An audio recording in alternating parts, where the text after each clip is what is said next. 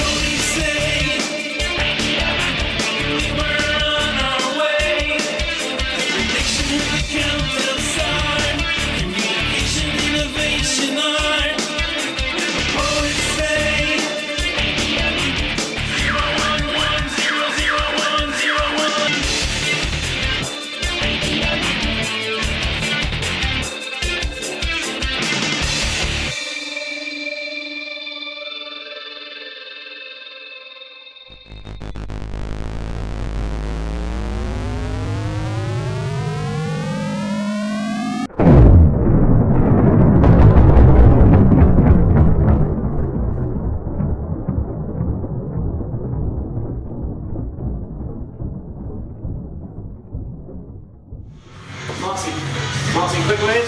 Just want to talk to you about your actions at the last show when you attacked little Miss Roxy. Marcy, do you not think you owe the people an explanation for this?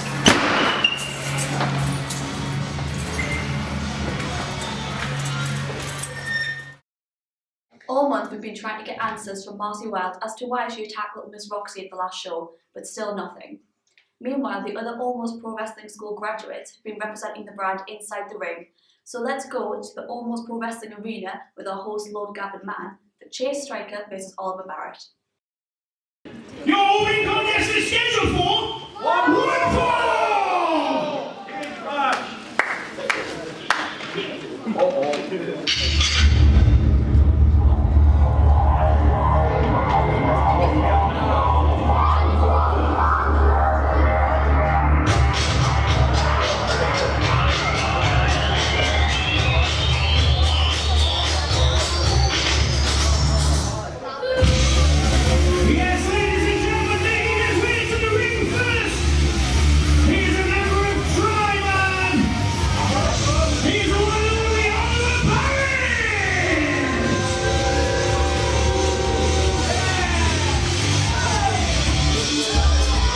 Welcome to Shield Pro Wrestling presents Almost Pro Wrestling. We are broadcasting from the Almost Pro Arena, a new home for a new beginning. I am the captain, Lucas Marvel. Joining me as always is the outstanding Stallion. That's right, and what a place. I know we've been here once before, but look at these screens. Look at this place.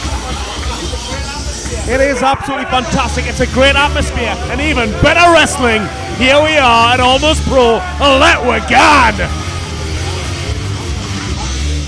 Fan favourite Oliver Barrett making his way to the ring, scheduled for singles action here tonight. Of course, Oliver Barrett has spent the last few months finding faults with everything that Shield Pro Wrestling Management seemed to do. First he was annoyed with Adam Price becoming general manager, beat him in a loser has to leave match, and now he seems to have found an issue with our interim general manager, Fracture. And wouldn't you just have a problem with all of them? I mean, for goodness sake, I have listed many a time the issues with Shield management, but Oliver Barrett has succinctly put himself on many occasions. First of all, we started off with this mysterious board of directors making ridiculous decisions. Then, of course, we had the absolutely awful reign of Adam Price. And now, I'm completely with Barrett on this one. Well, surprisingly, Barrett not out here with his lackeys, the people that rock steady of Almost Pro Wrestling. The rest will try that.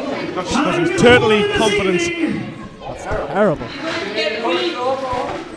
Me coming out with shell. Please stop.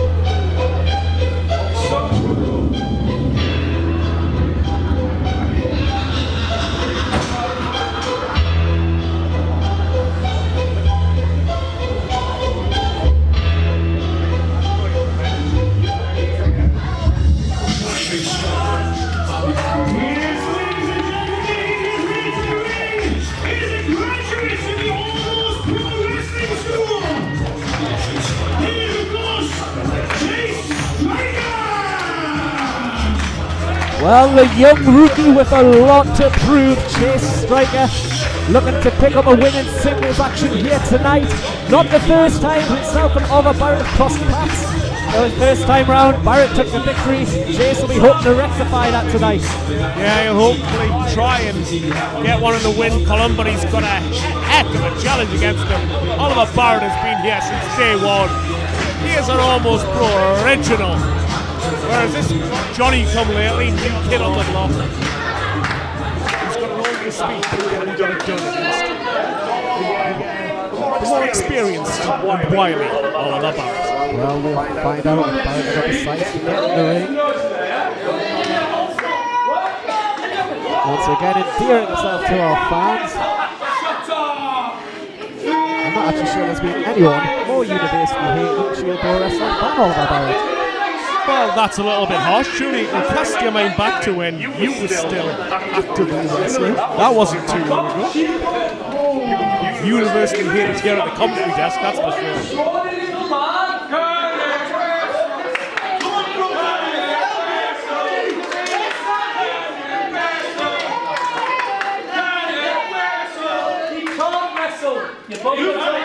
Crowd giving Oliver Barrett a hard time. Not looking Oh, a lot of confidence in Chase Striker lately. He is fresh off a win for the Almost Pro Wrestling School in their match against Contract Wrestling Academy. Yes, there was a bit of oh, never mind. Oliver Barrett has slapped straight to Chase Striker. And Striker now is, well, he hasn't reacted. He seems to be. Look at the disdain though. Oliver Barrett not even feeling that Chase Striker is worthy. Saying that, oh, roll up by Chase Striker. This might be all in all. Oliver Barrett kicking out quickly there. Go past Chase Striker. Oh, shoulder block, putting him back down. Oliver Barrett very much showing. Then he fought the Chase Striker's early attempt. oh, Fought up on the shoulders. Oliver Barrett maybe looking for that Death Valley driver. No. Quick start to this match. Oh, excellent arm drag there by Chase Striker. and I'll tell you what, Barrett has maybe just underestimated him somewhat. So Barrett trying to get himself a bit of distance there. Boot straight to the jaw by Chase Striker. Chase Striker, who's looked as though he's going to do the obvious move, and he's changed it mid-air twice on Oliver Barrett. Oliver Barrett's really going to have to step up his game here. And it's out, go, man. Chase Striker going out with him.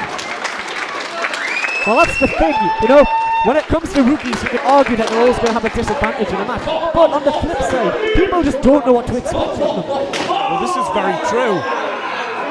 Although what they tend to do with Oliver Barrett, maybe just giving them too much credit and think they easily defeat this young lad. But they've also got a lot of heart. They've got something to prove. They want to come out here and show exactly what they can do. What better way to do that than beating one of the premier members of Tribad? The co-leader of Tribad, you could almost say. The three of them, yes. Chase Striker, sending Oliver Barrett into the ring post. Barrett is just sprawled straight to the floor. Chase rolls him in here and follows this with a cover. There's not much you can do to block a ring post. They're very unforgiving. As his kick to the shoulder. Targeting that arm. Don't know if you noticed there, but when Chase did clothesline Oliver Barrett over those ropes, it did look like he tweaked his arm, and Oliver Barrett is going, and on the apron. Oliver Barrett showing a complete lack of disregard for the young rookie. Chase Striker now in a lot of trouble. He's falling off the apron like a spilled pint on the bar. Oliver Sat him down in the crowd. Big shot there, almost caving in the chest of Chase Striker. I think we might need to reset the base on that. Chase Striker returning fire on another for good measure. And I want to be aware of the referee in the count. Well, indeed so, and I think inadvertently Chase Striker's just broken that count over Oliver Barrett, who shoved him under the ropes. Yeah. We all hate you. But exactly, it's Barrett who's always very well aware of what's going on. He wants to make sure he gets a win here. Held on now, and well, there you do Head scissors on the floor. Chase Striker straight back on top of him. Yes, he's got a lot to prove, but think about it from Barrett's point of view. Conversely, Barrett does not want to lose to a young rookie. Chase Striker going high risk, and it's not paid off, and punishing uppercut by Oliver Barrett. Barrett, that cockiness. And I think Barrett is probably taking that time now in the turnbuckle to rethink his game plan, because I think Chase Striker is giving him a lot to think about in this early going. And I'll tell you what, Barrett will get down and dirty with it and just absolutely annihilate the rookie. Oh, there's another 130 and Oliver Barrett. He knows exactly how to exploit every loophole going. And that's the right thing to do if it gets you the win. Sometimes your attitude disgusts me. Running for uppercut side by Oliver Barrett. Punishing backbreaker, absolutely beautifully executed. Favourite move of Oliver Barrett, he's gone for the cover. Kick out by Chase, and Oliver Barrett followed up with another cover, just forcing Chase Stevens to expand bandages. Sorry, that's Striker. I do seem to have this mental block I call the poor boy Stevens. Is it because he's shaking with fear? You said that last time as well. Get you material. Well, stop calling him Chase Stevens in a night. Chase Striker's lad. Look, it's written there on his tights. You can get a clear We shot. are sitting far away here. Oh, and Oliver Barrett legs across the back of Chase Striker. And that's going to have that effect on the arm as well. You talked about him hurting that. He's gone for that arm. Well, he's gone for everything. I don't think Oliver Barrett's really he's trying to cause as much damage as he can. Well, he can't pin him from there, but it looks as though he's going by. Almost looks like a camel clutch. He's agreed on that, cinched in then. Oh, with a sleeper modified. Dave Barrett changed tactics very quickly then, gives Striker any time to react. But look at that, working on stretching out that spine and at the same time trying to just cut off that air supply. Oh, exactly, and he wants to keep Striker on the ground now. He's been on the receiving end of that highest offense that Striker brought in the early going in this match. It doesn't want to get repeated. The thing is, if Barrett wants to match him with that, he can. Firmly behind Striker and a straight up kick to the head by Oliver Barrett. That is just a mean streak that you can see. Look at that flexibility. One, two, Now we're talking about experience today. How wonderful this is for Oliver Barrett as well. How many times has he tried to pin Chase Striker? Every single time. It only takes 3 seconds to try and win a match. Every single time he's gone through it, it just shows the level of his experience over his younger opponents. That might be all for Oliver Barrett, those running low knees. Striker kicking out again. Still a lot of fight in Chase Striker. He's got a lot of energy, what with him being the young pup that he is. Chase, I think the Chase just stuck his foot out there. He probably would have got to the ropes. And you talked about experience, that was a perfect example, but he's fighting up now. Forearms to Oliver Barrett.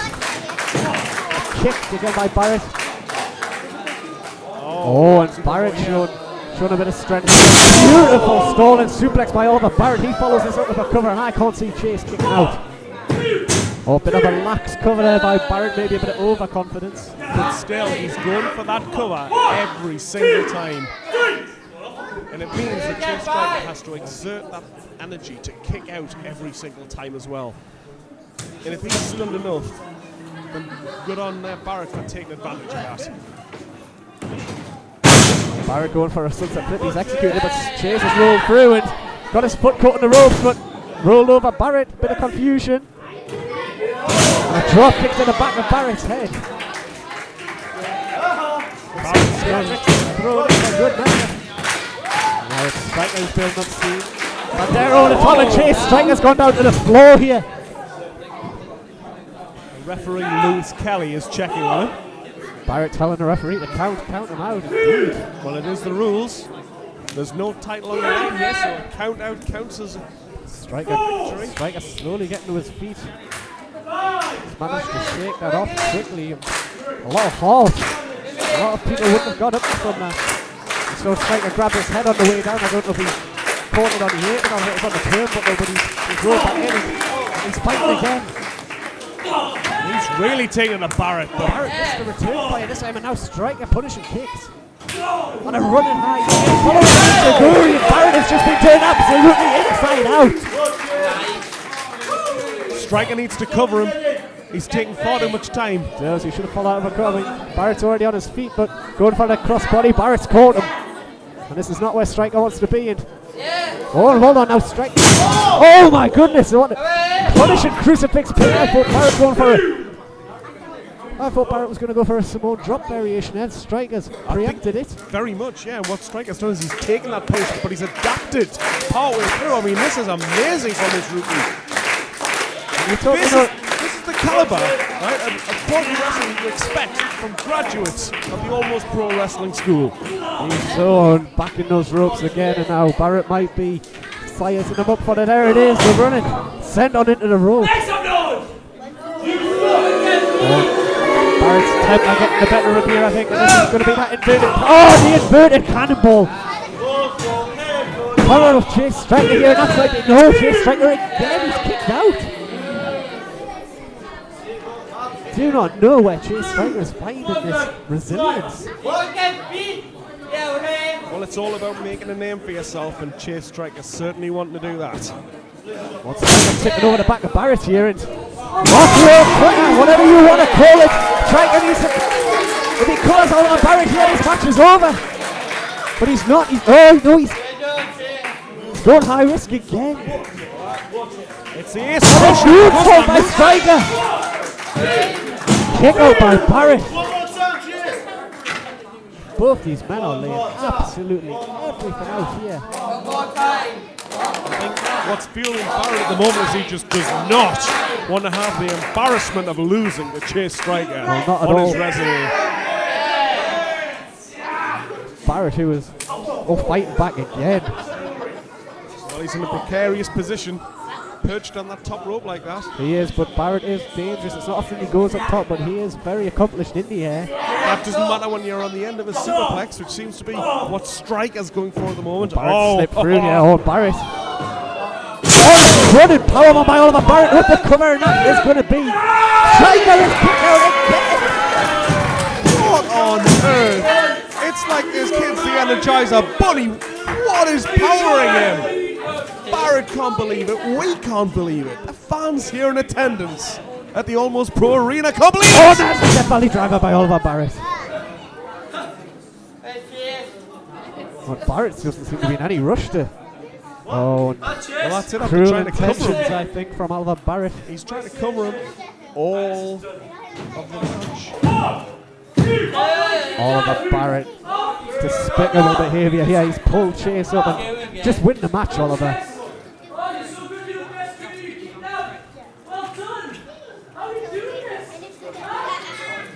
Oliver Barrett just showing absolute disdain for his opponent. He wants to send a message. Does indeed, but he's sending a message to Shield Pro. well, enough to hold on a minute. Roll it back. Chase Striker here. Oh, Barrett kicks out. And I bet Barrett's infuriated after that. Oh, Barrett now. Oh, cool breaker by Striker. Barrett's bounced off the ropes. Going for that. Short arm. Oh, and a jumping high knee by Oliver Barrett. He's hooked him up and oh, and a double underhook driver there. And Oliver Barrett is Yes, ladies and gentlemen, the winner of the match, Oliver Barrett! well, there you have it. Oliver Barrett making a statement of intent here, not to take anything away from Chase Striker, who challenged in defeat. Well, very much so. However, I think Oliver Barrett's made a clear statement of his intent here at Shield Pro. He wants to get at the top. He should be draped in gold. But he also has a problem with management, who he clearly feels are trying to hold him back. Well, we'll find out as the months roll by, but for now, back to the studio with Chloe.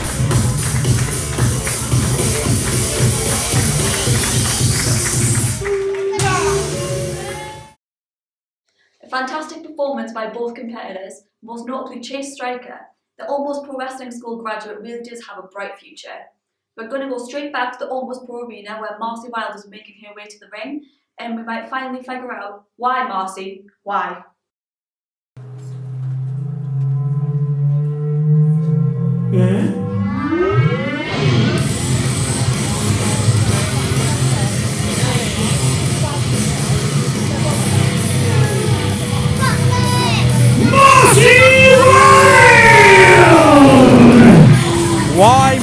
why is what so many people have been asking. After her actions, the last time we saw them in action when little Miss Roxy was going to try and reclaim the Women's Championship, Marcy Wilde came out and it looked as though she was trying to defend her from Angel Hayes. But it all turned sour as she turns on little Miss Roxy. Let's hear what she has to say. Well, hopefully we'll get more out of her than I did earlier today. We want Roxy! Welcome to the ring. We want Roxy! Marcy, I'm sure she can appreciate the guys here. We're all wondering what happened.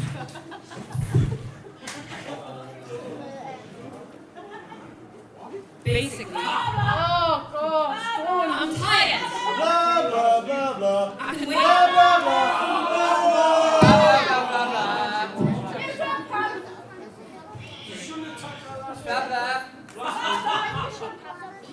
You done?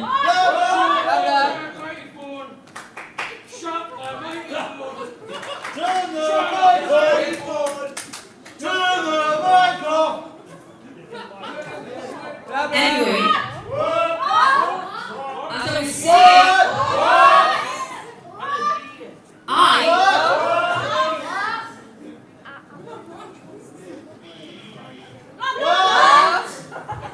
Everyone stop it. We don't want to hear you. That's why.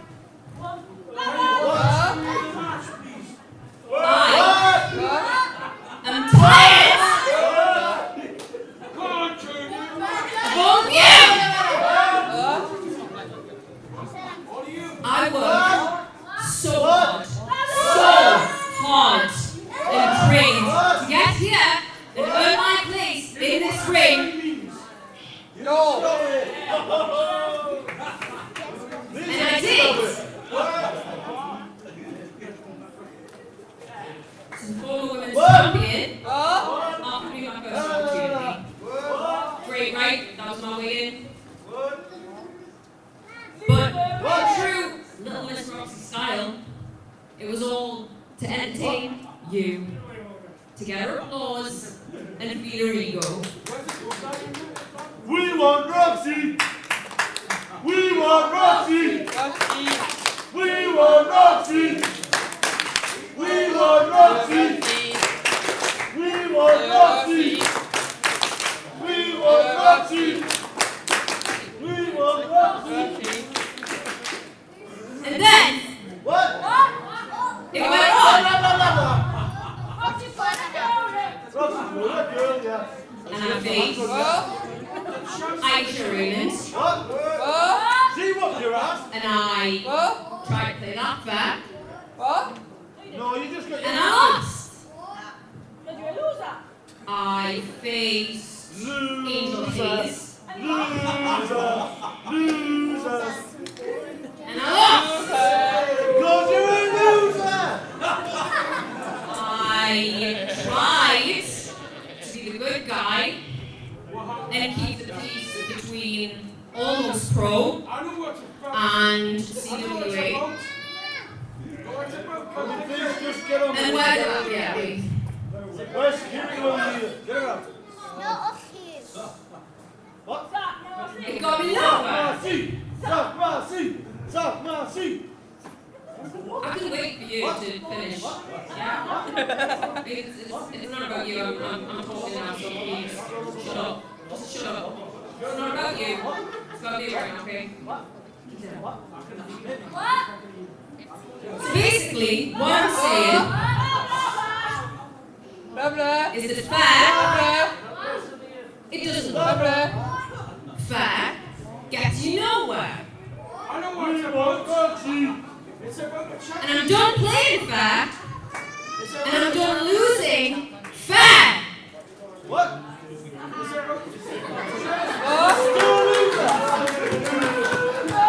Loser!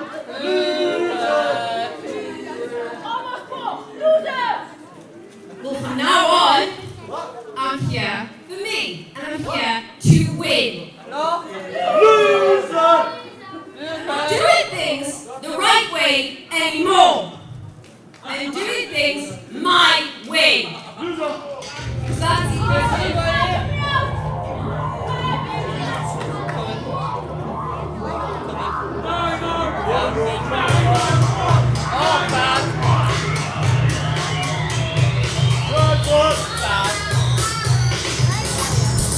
Well, this is unexpected. What an unpleasant surprise.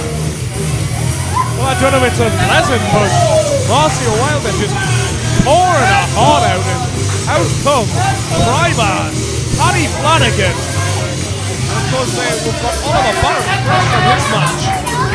And the heavy hitter is Tempest. Tempest at the back there as well.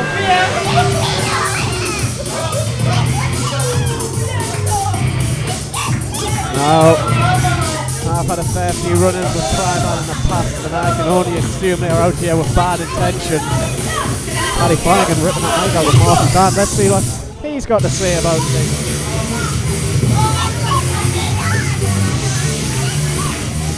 Shut it up! Shut it up! And you shut your mouth! I will! Let's be honest, no one cares about why Marcy why anyway. No one cares about tribal. The only thing that matters is the tripod!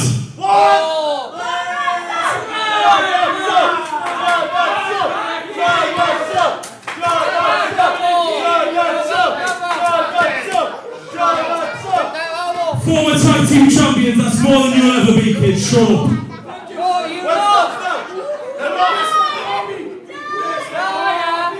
We do sound like broken records, but it sounds like no one's paying attention. Pay attention, Ollie, now. For over a year, Shield Pro Management have messed me about, messed Paddy about, messed Hayden about. They don't care about the most talented team on the roster. They don't care about us just because we do things our own way. But they go right. I've just won there. You took your best training. I whooped his ass. Again, you got his poor little family stood there crying. Oh no, he's hurt. Well, put it out, go on, put it out. Venga. Which one? I can't see. I bet they enjoyed it anyway. Anyway, why are you still here? Get back. No, go away. Bye, Marcy, bye. Bye, Marcy, bye. Bye, Marcy, bye. So basically we are out here because we're wondering when's these opportunities going to finally come our way?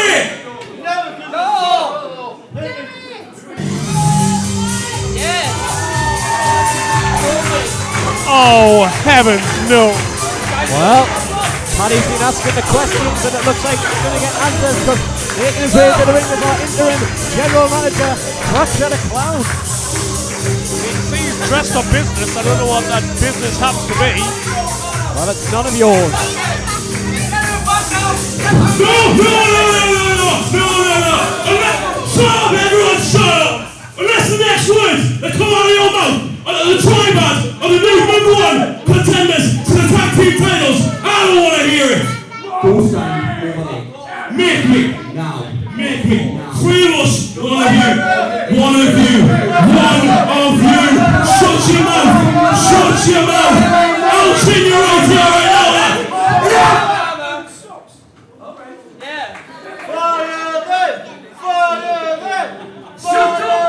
You for the match.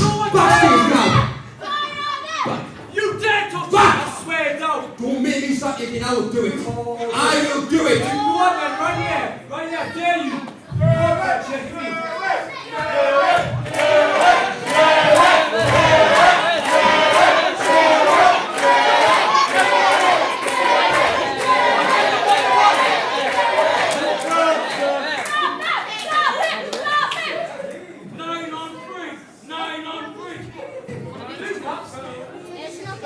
Listen.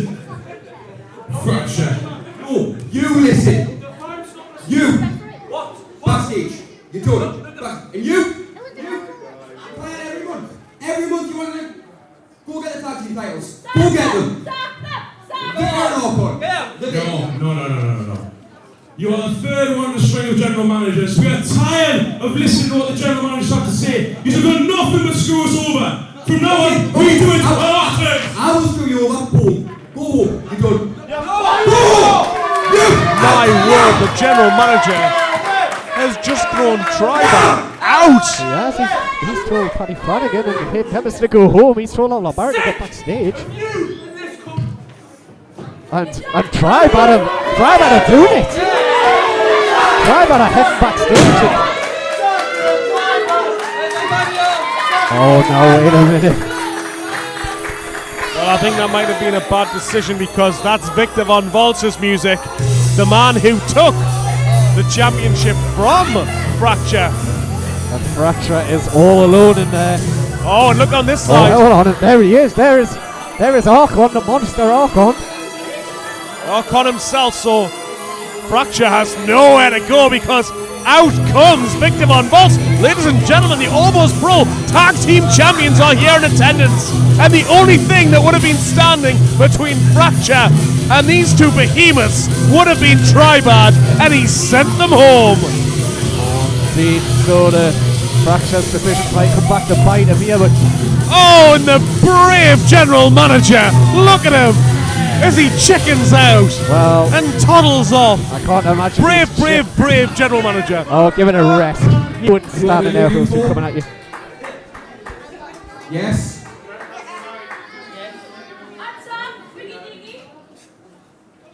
No? We're going to stand there being all creepy and scary? Alright. It's not funny. Tell you what, you want to come out and interrupt me? Interim general manager, for the fact, yeah. Bishop. I'll just go backstage and find you a match. He's going to defend those shiny belts tonight. Good luck, boys.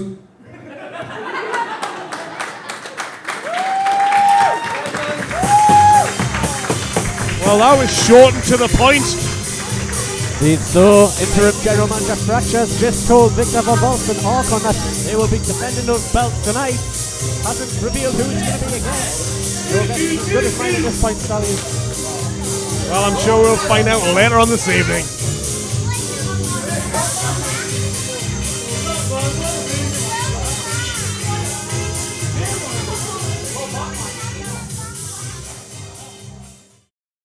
Wow, anything can happen in the Almost Pro arena, so stay tuned to find out who General Manager Fracture the Clown finds to take on the Almost Pro Wrestling Tag Team Champions. So right now we're going to take a break from the action and head over to a brand new talk show hosted by Captain Lucas Marvel, the Captain's Locker.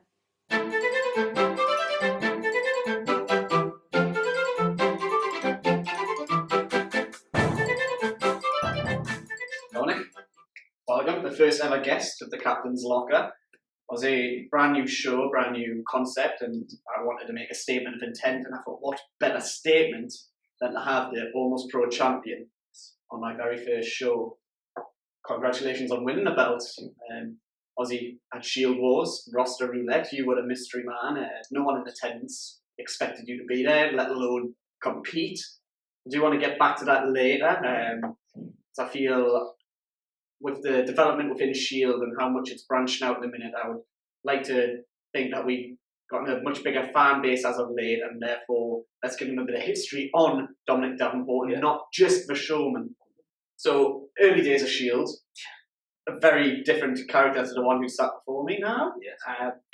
I'm trying to think of a diplomatic way of putting this. You weren't exactly... I wasn't a nice guy, was I? Yeah, no. I wasn't a nice guy. Yeah, so, yeah, no one liked you. No one. I mean, I was a different guy back then, and, you know, I did struggle when I first joined Shield to find my feet. I was coming from a very different organisation, and, you know, the competition here is so strong. It's a young group of guys, and, you know, it took me a while to find my feet and find my place within Shield. Yeah, and I did want to touch on that. When you did first start, there was a lot of L's in that column there every match, and it was funny watching it because as much as I've known you for 10 years now, it was strange watching you be in that position, because it was strange watching you kind of having to fight your way even to just some sort of relevance within the company. Yeah. And all of a sudden we had Kendall, who almost, I don't know if he adopted you or if you adopted him. It was... Well, it was a tell us a bit about it. It was a little of both, really, because, you know, it was a very professional relationship. You know, I don't like the guy, you know, he was a very annoying thorn in my side for a long time, and you know, we had a series of matches, and I can't help but say, you know, he won me over. I saw a lot of myself in him as well. That sort of, that spark, that, you know, he's willing to do anything to get a win, and I do respect that about him. But just to call you on that, I mean, you said you saw a lot of yourself in him, and he's got that willingness to do anything to get the win. Do you not feel that was more your influence on him? Because Kendall was a very different end of the spectrum. I feel he was very much a fan favourite. You not so much, but both on that same trajectory in terms of you both kind of spinning your wheels out, you can almost say. And the tag team seemed to kind of find a new lease of life for you, and it was a odd couple, a bit of a mismatch. And I think when people saw you together, people were a bit like, what is this? What's going on? Because Kendall was the king of dab style and tried his best, bless him, to get you to dab every show. You, on the other hand, were trying to pull him away to the kind of... My way of thinking. Yeah, which was your way of thinking, and I understand people have different ways of achieving their goals. I didn't agree with a lot of what you did back then. But it was funny because the tag team developed, and then you started picking up a win here, picking up a win there, and then the chemistry increased. Because what I always thought was, it's impossible to, you know, to prepare for a team like Davenport. Not my choice of words, one named. But this, well, that's to be debated. But you can't really prepare for a team that are, you know, we were both very hungry, we wanted success. You know, we're the perfect, in a lot of ways, perfect tag team. Complemented each other. He was a much more of a high flying guy, you know, athletic, fast, whereas I was more brawler, powerhouse. You know, in terms of Shield roster, I am more of a powerhouse guy. Yeah, so you know, we were, you know, a lot like you and Assassin. Well, yeah, it's funny because there was a lot of comparisons made between those teams, and it was funny because myself and Assassin kind of came in as a tag team and always remained a tag team, and we'd been together for years before that, so we were kind of almost like the finished product when we arrived at Shield. I think it helped us develop ourselves a lot more as a tag team, but I could kind of see you guys starting out and a lot of things you were doing in the ring that I was like, oh, that's the type of things we would do, and that's the type of dynamic we had. And it obviously worked because you kind of found yourselves in that kind of that chase for the tag titles, which involved obviously numerous matches against Marvelous, against the Weird and Wonderful, which culminated in that first ever TLC match, which was for the tag team championships. And that first TLC match, I mean, I remember it well. What were your like kind of thoughts coming out of that match or going into that match, and what was going through your head in terms of what chance do we have, the kind of the outsider team, you could almost say? You know, they had two established teams in Marvelous and Wonderful, and you, very much the wild cards. And I'd say it was about that time where Kendall's attitude started shifting more towards your line of thinking, maybe. Yeah, I mean, we were very prepared going into that match. You know, we had a strategy. I mean, I could divulge that now. You know, everything's said and done. I don't have to worry about anyone scouting us or anything. You know, he was the quick guy. He was going to go up the ladder. You know, I was going to be defending the bottom. He was the cannon fodder. Pretty much, yes. You know, he was the sacrificial lamb, unfortunately, for a lot of ways.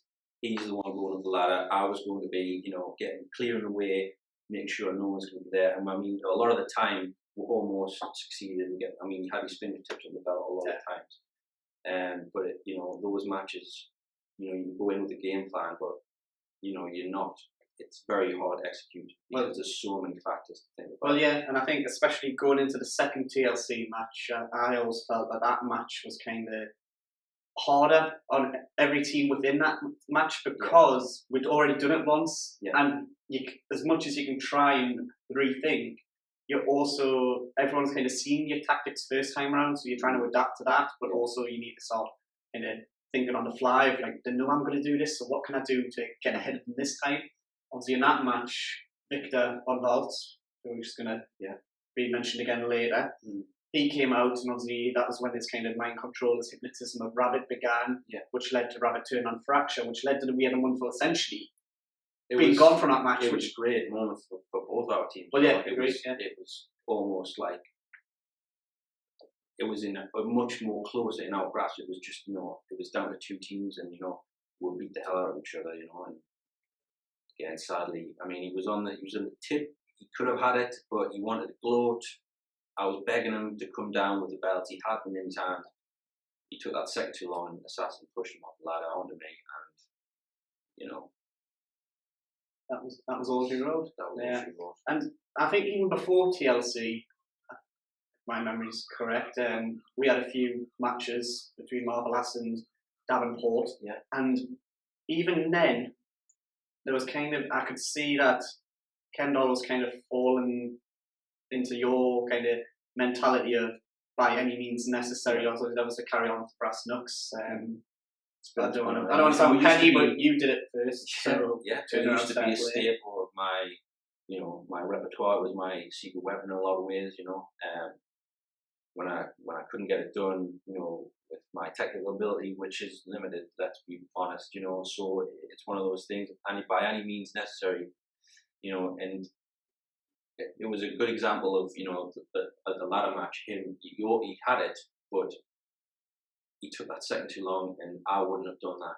So I needed to get him, I needed to prepare him, needed to go train harder, and a lot of the training was, talking about my philosophy and my approach to wrestling, and it, in a lot of ways, it's worked a lot later than I thought, and everything that happened with me and him and the break of the team, I can't really put that on him, because a lot of ways it was my own doing. Well, yeah, so let's talk about that then, because we had the TLC match, and all the teams in that match moved off onto their own paths, you could say.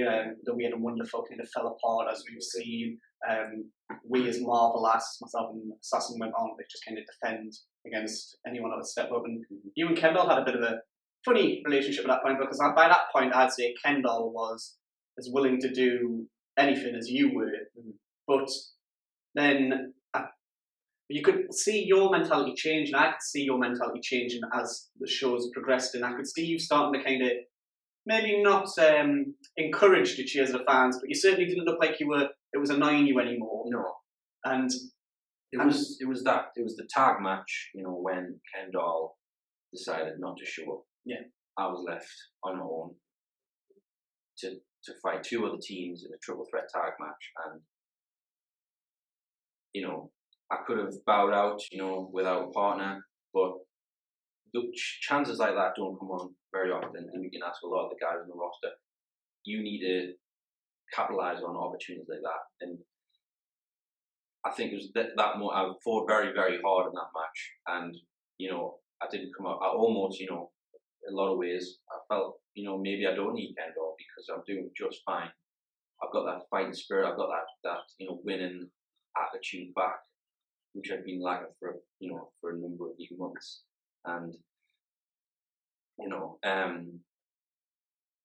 I think that was at the point as well when I think a lot of people, myself included, kind of I knew and I knew that the Davenport of old at that point, with Kendall not turning up, would have kicked up a fuss with management, and he would have shouted from the high heavens that this isn't fair to me, I deserve a rematch, we should get a bye into a chance for the titles because we've been discriminated against, so I've had to do this alone. But you didn't, you just went out there and you got on with it, and you took your licks, and you came very, very close to actually winning that match single-handedly. And there was a point in that match when I remember I was sitting backstage watching it with a few of the boys, and all of a sudden we all kind of looked at each other and went, I don't think he's faking this. I don't think this is a game plan. I don't think this is like something that Davenport have concocted to try and like make life easier for themselves. I genuinely believe that at that point I was like, I think Davenport's actually doing everything for the right reasons now, and I think he's actually trying to prove what he can do. And obviously that was exciting for everybody, but then Kendall returned and... Yeah, well, exactly. I mean, I want to just get back to that match, as I went through the match, my confidence grew in terms of my ability, the Shield fans started, getting behind me, really helped push through, which was a pretty grueling match, really pushed through, and then I came up short, but you know, they were there for me as well. You know, in a lot of ways, Kendall wasn't there for me; they were, and it really, you know, made me think quite hard about, you know, my attitude and how I've really sort of disrespected fans in the past. Maybe not so bad. Maybe, you know, maybe they want to see me succeed as much as I want to. So, you know, it was very different mentality coming out of that match, and you know, the cracks started forming with myself and Kendall from then. You know, I sort of, you know, he is essentially a creation of Davenport. You know, my philosophy, it's all instilled in him, and the more, you know, you watch him wrestle, you know, I don't like what I see. So do you blame yourself for what Kendall's become? Because I mean, before it all fell apart, you and Kendall turned on you, and which led to your I Quit match, in which Kendall broke your hand in the process of that match, broke your hand, beat you, with the stipulation being a loser has to leave Almost Pro Wrestling, and you lost that match to Kendall. This Kendall with a different mentality to Kendall that will do anything. And do you think the reason he had that edge on you in that match is because he is willing to do anything now, and you not lost that, but you realised that maybe that isn't how you wanted to portray yourself any longer, and that's not how you wanted to be remembered. Your legacy had changed, and you were starting to realise that. You know, there's a difference between myself and Kendall. You know, I did take shortcuts in matches, but I never set out to maim anybody. You know, he set out he attacked me from behind when my back was turned, ordered a match, I accepted the match, probably foolishly, out of pride, and I wanted to teach him a lesson. He put my hand in steel steps and shattered my wrist. How is the wrist now? Is it? I don't want to give anything away. I mean, you wanted to defend the champion. I don't want anyone to watch this and go. Right, you know, so you know, he essentially shattered my wrist. Again, I came back. I took on the match because it was at that point, you know, I needed to stop him. You know, he was willing to do things that I wasn't willing to do, and that's what it came down to in the end. You know, he put my hand in the chair, smashed it repeatedly, re-broke it. You know, I never set out to maim anybody. I'll do anything that it takes to win. Yeah. And we all will. I mean, we can all, with the best intentions in the world, we can all say one thing, but whenever we go to that ring, it's to win. You know, that's why we're out there. You know, we all want the winner's purse. We all want the glory. I'm willing to hurt people, but he was trying to end my career, and almost did. Yeah, and I guess the trouble is, I mean, it sounds like you've got a lot of self-blame because of the Kendall situation, but I mean, for me, I would say that, you know, you might have enabled what he's become, but I don't think you created him. I think that's on Kendall as much as it's on you. He's continued, hasn't he? And it's not just you that's made that. Kendall's his own person, and we can blame anybody.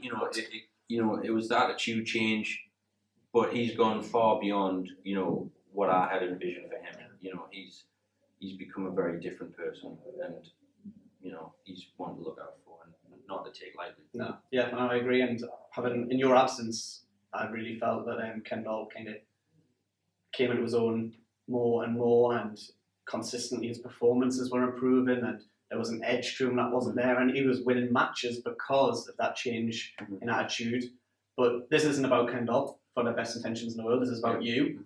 And at Shield Wars, the showman was the mystery man from the roster roulette, and yes, you had lost that I Quit match.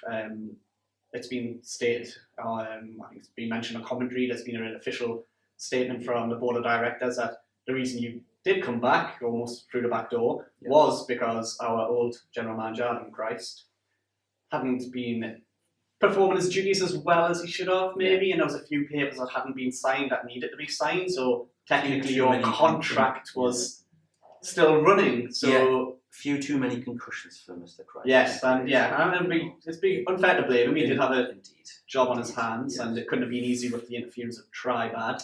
But you did make your return, and you ended the reign of Victor Von Volz, who's been our longest reigning Almost Pro champion until now. So the showman.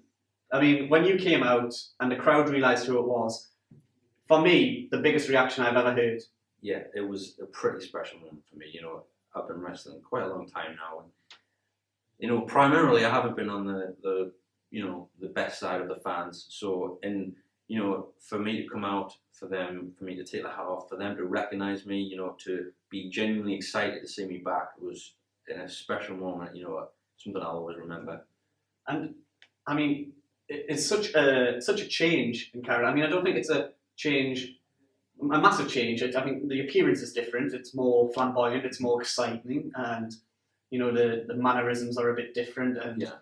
But what was kind of the background to the show? What were you doing in that time off that created this kind of persona around yourself, and that allowed you to kind of fully realise exactly what you could become if you just embraced it? Well, it's exactly that. You know, I was out for a number of months with the injury, and sitting, you know, I was watching the shows, and you know, it was a vow to myself. If I ever got the opportunity to do this again, I would do things differently. You know, I wouldn't take the shortcuts anymore. I would do things right, and I would, you know, repay the fans, most importantly of all, for believing in me even when I didn't. Yeah. That's what the showman is. It's a tribute to the fans. It's a tribute to wrestling. It's you know, it's all the good things.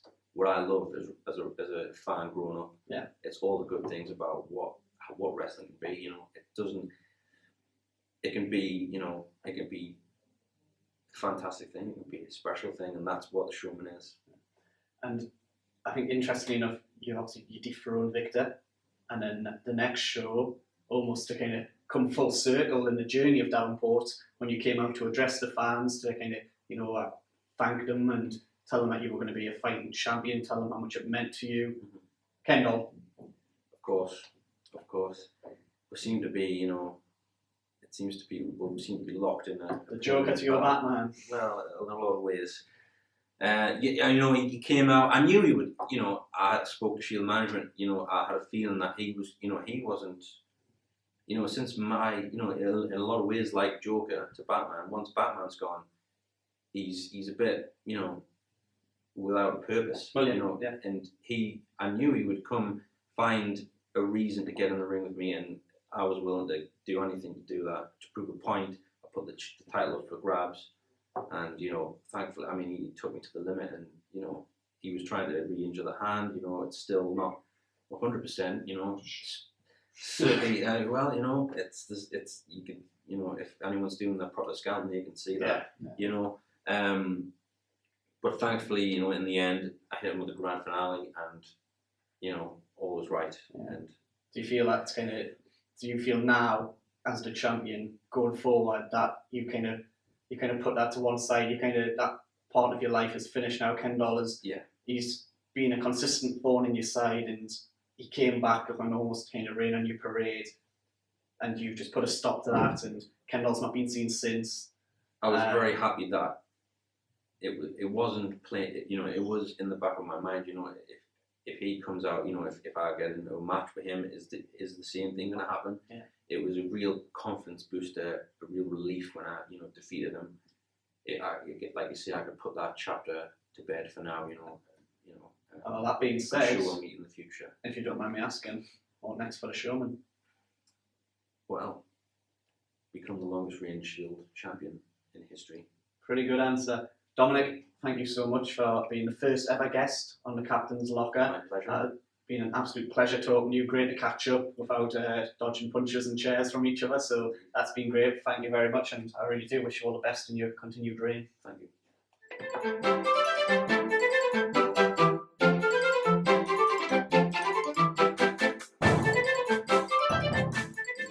Thank you, Captain, for that amazing insight into almost pro champion Dominic Davenport's Shield Pro career. So now we're going to head straight back to the action for the main event of part 1, where the Grunge City Prophet takes on your friendly neighbourhood Scarecrow. Alright, ladies and gentlemen, the following contest is scheduled for 1 fall!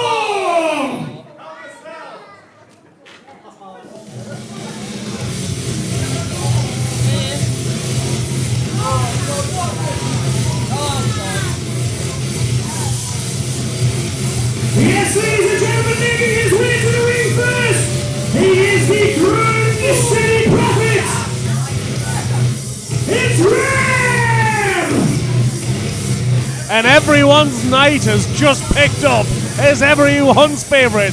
The Grunge City prophet himself, Rev, is in the building.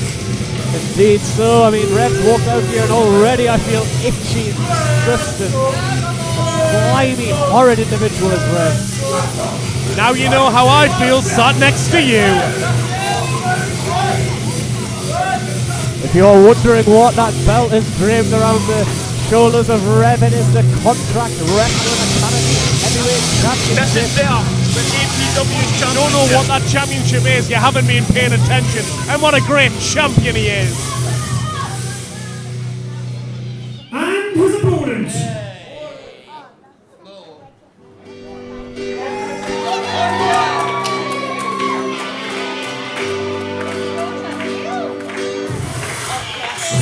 Yes, ladies and gentlemen, here's your grand scarecrow.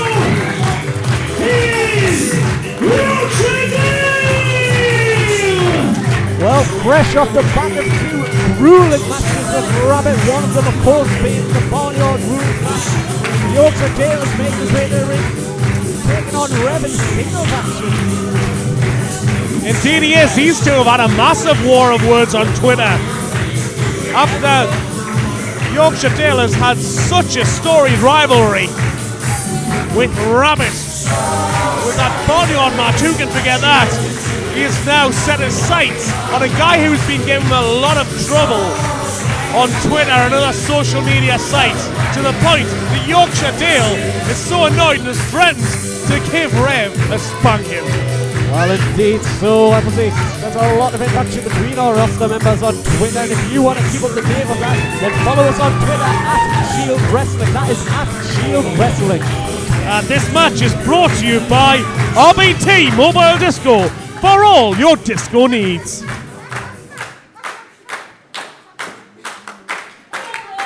Well, I've just told you the last time we saw Yorkshire Dale was last month in a rematch with Rabbit. However, we haven't seen Rev since he turned his back on the Contract Wrestling Academy team he was leading against the Almost Pro Wrestling School at our Shield Anniversary event. Rev turned his back on them, walked out, costing Contract Wrestling Academy the match. It's all part of his plan.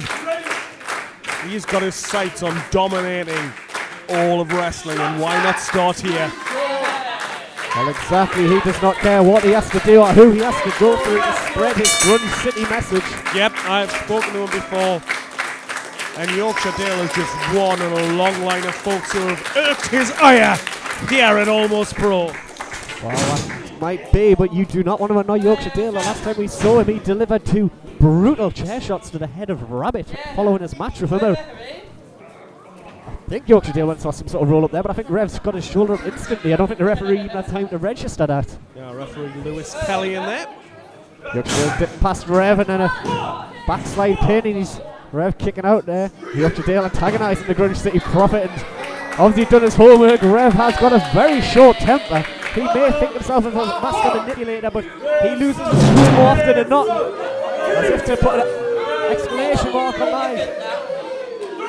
Explanation there, he's kicked the steel rope. At the end of your sentence, perhaps that's what your exclamation mark is for. But we've got Yorkshire Dale just atop the top ropes, just awaiting on his opponent getting back in. Full of confidence is Yorkshire Dale. Well, he is. I spoke to him earlier today, and I asked him what was in his head at the moment. He didn't need to answer. It's obvious. There's nothing but straw in there.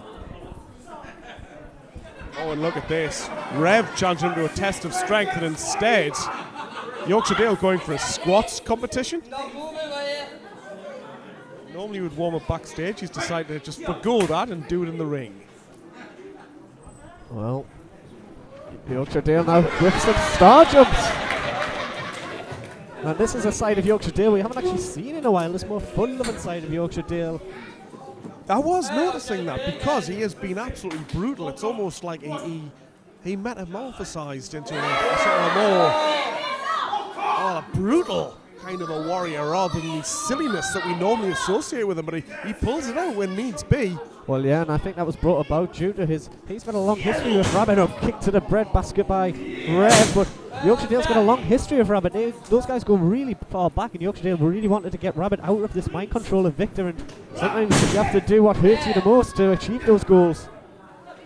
Well, we shall have to wait and see if that's effective, but in the meantime, who he really needs to concentrate on is the Grunge City Prophet. Let's say Yorkshire Dale has got Rev all tied up here. Oh, now the Grunge City Prophet he's stuck, and he's got him tied in knots right there, and Rev has been intertwined. Well, he has, and I don't think he realises that Yorkshire Dale is just taking a rest. He's actually got himself tied up. He could undo himself, but that's almost like, I mean, you talk about mind control with Rabbit, it's almost like Yorkshire Dale has got into the mind of Rev. Well, that's it. I think he's so unorthodox that sometimes he does something which to the outside eye looks so simple, but when you're in there, you can't really. Oh, and he said he was going to spank him. I think that was it. He's fulfilled his promise, and I'll tell you what.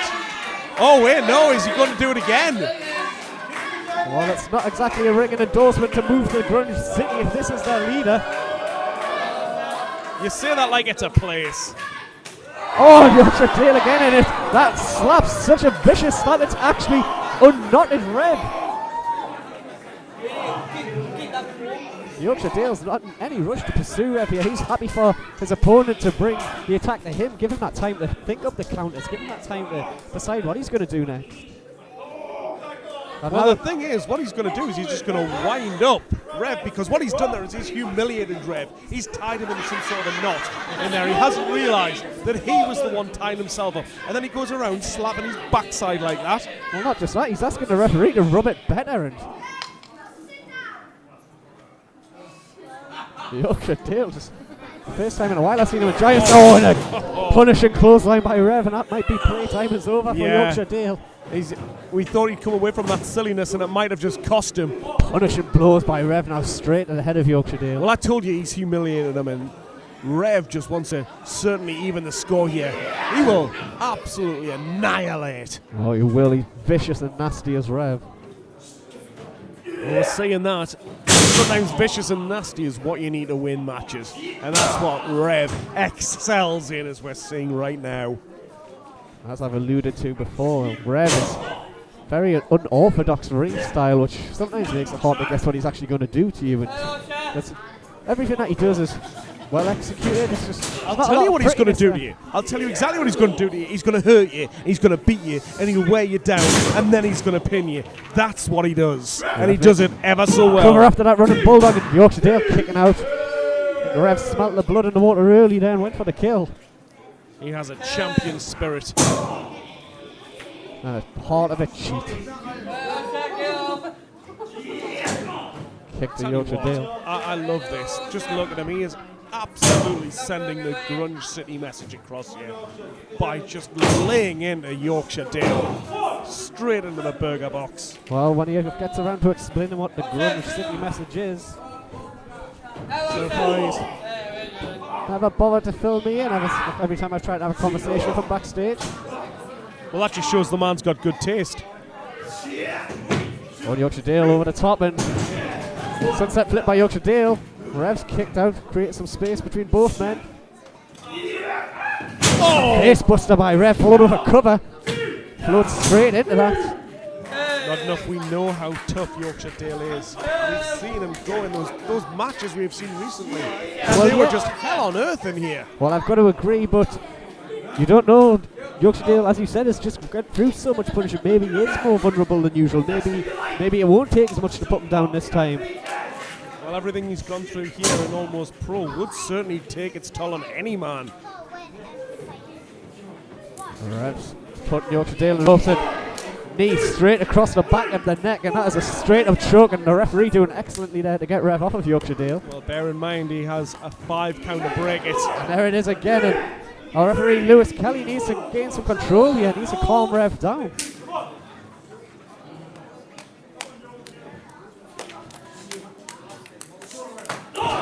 Shot to the chest by Rev, and it actually sounded there like he was just hitting straw, like he just chopped a hay bale. Rev hooking Yorkshire Dale up now, maybe for a suplex. Yeah, there it is. Beautifully executed by Rev, followed with a cover, hooking that leg, and Yorkshire Dale kicking out again.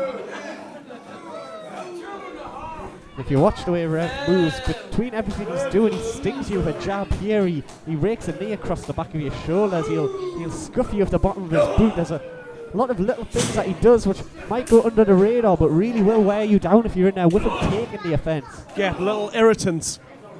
You're absolutely right. Nicky Starr's not in this match. Wow, the upgrade Nicky Starr there.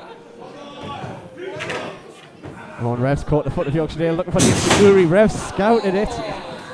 Oh, and now Yorkshire Dale slipped around the back, and this. Oh, and Yorkshire Dale. One exploder suplex, and Rev has just landed straight on the back of his head. And we know of Rev's history of that neck injury. Yeah, and his very first time here in Almost Pro. Maybe that vicious streak of Yorkshire Dale has snuck out again there.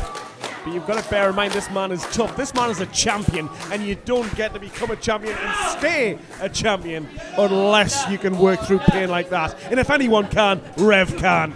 Big running clothesline by Yorkshire Dale. Rev still on Dream Street by the looks of things. And running uppercut by Yorkshire Dale. Didn't catch all of it. And again, Yorkshire Dale build up steam and a jumping back elbow. And Rev, oh, and Rev's dropped to the floor then. Oh, and Yorkshire Dale, what is he thinking here? Well, looking for a cannonball. I think this is his role in the hay, but he's taking his time with this. Yeah, it's giving Rev Rev's had a chance to recover. Yeah. Rev has already got Yorkshire Dale, hadn't even stepped in his direction and got. Oh, now Rev pulling. Yeah, he has. He's lured Yorkshire Dale out and he slammed him straight into that apron. That is just hard wood, just getting driven into your back. It is. But moving on.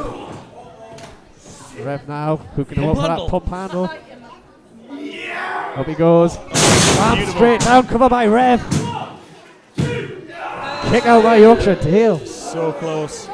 So close, he needed all of that too. Scrappy match this has been. Crowd trying to give Yorkshire Dale something to use, some sort of momentum. And Rev now double under hook. What's he looking for? Oh, Yorkshire Dale stepped out and knee to the guts. Haymaster! It's the Haymaster. Come on by Yorkshire Dale. And kick out by Rev. Rev, that is two big moves Rev has had to endure across that neck and back area now. Very much so. He just tries to get himself back to his feet. He's taking his time with it. Oh, Yorkshire Dale. Yorkshire Dale's turned his back on the Grunge City Prophet, and I think that's a really bad idea. Well, he went to one corner and seemed to change his mind. I wonder if that was a bit of tactics on the fly by Yorkshire Dale. Drop kick to the guts of Yorkshire Dale, who's nasty landing on top of Rev. Both men punished from it. Yeah, I think that took its toll on both men, as both of them now down. It's Rev who's trying to drag himself up by the ropes right now, but look, Yorkshire Dale, he's in a lot of pain. Rev took a small bit of impact, but it was worth it for him. He was first to his feet. Oh, I think he took a fair bit of impact there. Rev's trying to position Yorkshire Dale, but he's fighting him. DDT by Rev. And Yorkshire Dale absolutely dead weight there, and Rev's rolled him over. And kick out by Yorkshire Dale. You've got to wonder that if Rev had had enough there to hook the leg, that might have put him away. I think you're right. It looks very much like Yorkshire Dale is just... He's running on fumes at the moment. And see Rev now. Rev's in the corner and he's fighting with that turnbuckle post. The referee's trying to persuade him not to follow through with whatever he's got planned. Oh, Rev's. He's left it. Oh, no, he's... Oh, and a shot by Yorkshire Dale. Oh, what a cheater. Taking advantage because the referee's back. Rev's and a straight up low blow by the Grunge City Prophet. Speaking of cheaters. Well, turnabout's fair play. Oh. The Grunge plunge. Rev's hit it. A low blow followed by the Grunge plunge, and all Rev has to do now is follow it up with a cover. Well, when the sun shines, make hay. The winner of the match as a result of the countdown, the Grunge City Prophet, Rev! Well, I told you he's here to deliver the Grunge City message, and he's doing that bit by bit, going through all of the wrestlers here at Almost Pro. And here he's managed to conquer Yorkshire Dale. I don't care how tough you are, you can fall to the Grunge City prophet, Rev. Back to the studio with Chloe. So it looks like the Grunge City revolution is here to stay in Shield Pro as Rev causes an upset over Yorkshire Dale. That's the end of part 1. Tune in next week when Little Miss Roxy finally gets her hands on Marcy Wilde. The debuting Weapon X takes on the returning Lewis Ryan. We give you an exclusive unseen match from the Shield Pro archive, and the Almost Pro Tag Championships are on the line in the main event. I've been Chloe. See you next week.